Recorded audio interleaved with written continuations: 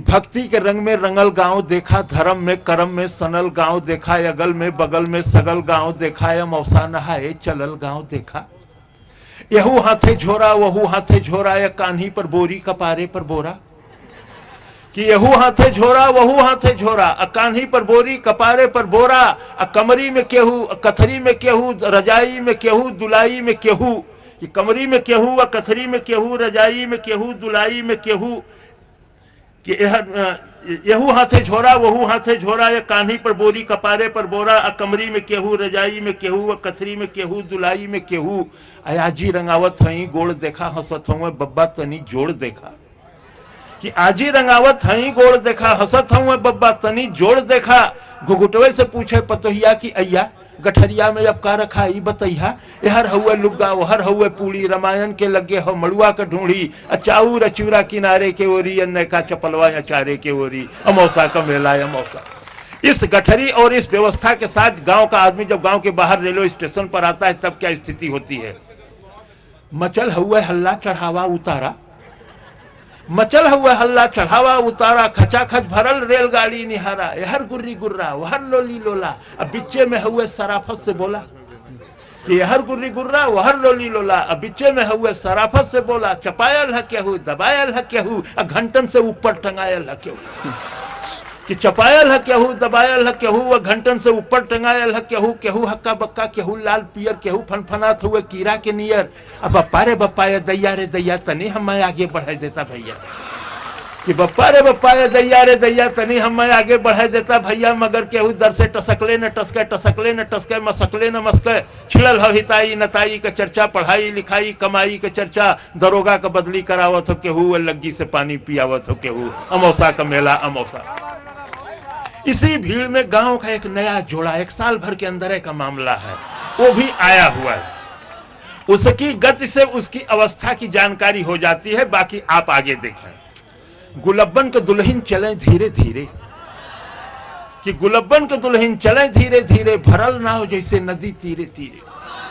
कि गुलब्बन के दुल्हन चले धीरे धीरे, भरल नाव जैसे नदी तीरे तीरे। सजल देह जैसे हो गौने का डोली, हंसी हो बतासा सहद हुए बोली।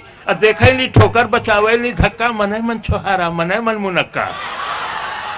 कि देखे ली ठोकर बचावे ली धक्का, मने मन छोहारा मने मन मुनक्का।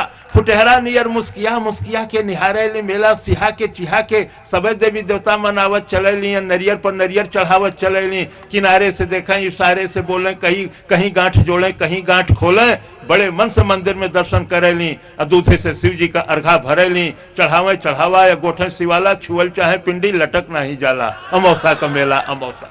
इसी भीड़ में गांव की दो लड़कियां शादी वादी हो जाती है, बाल बच्चेदार हो जाती है, लगभग 10-12 वर्षों के बाद मिलती हैं। वो आपस में क्या बतियाती है। यही में चंपा चमेली भेटैली। कि यही में चंपा चमेली भेटैली, या बचपन के दोनों सहेली भेटैली। ई अपन सुनावे उ अपन सुनावे, दोनों अपन गहना गदेला गिनावे। कि ई अपन सुनावे उ अपन सुनावे, दोनों अपन गहना गदेला गिनावे।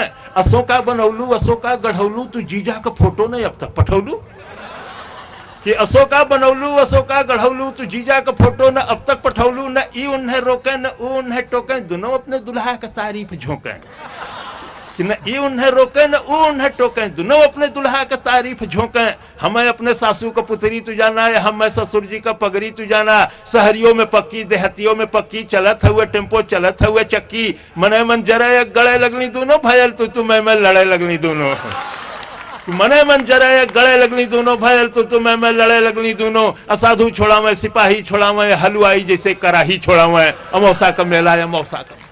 कभी कभी बड़ी बड़ी दुर्घटनाएं हो जाती हैं। 2-3 घटनाओं में मैं खुद शामिल रहा, चाहे हरिद्वार का कुंभ हो चाहे नासिक का कुंभ रहा हो। सन 54 के कुंभ में इलाहाबाद में ही कई हजार लोग मरे। मैंने बड़ी छोटी छोटी घटनाओं को पकड़ा, जहां जिंदगी है मौत नहीं है, हंसी है दुख नहीं है। कि केहू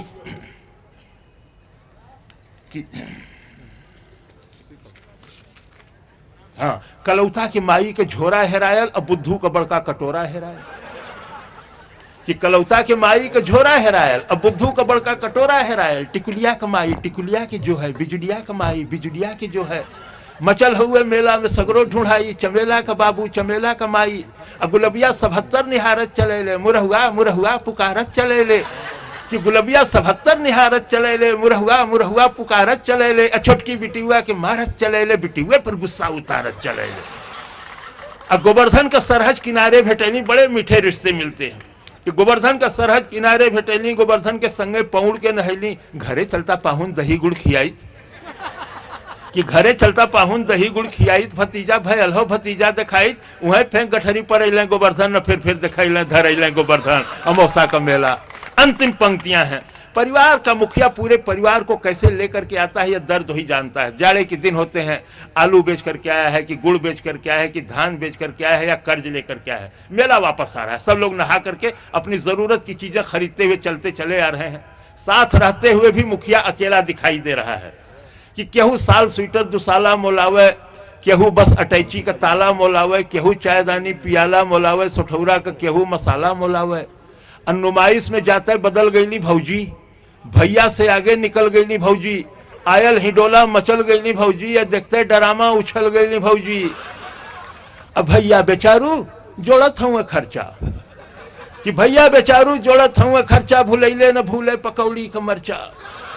अब बिहाने कचहरी कचहरी का चिंता, बहनिया का गौना मसहरी का चिंता, फटल हुए कुर्ता टूटल हुए जूता, खलिता में खाली किराया का बूता, तबो पीछे पीछे चलत जात हुए, गदोरी में सुरती मलत जात हुए, अमौसा का मेला।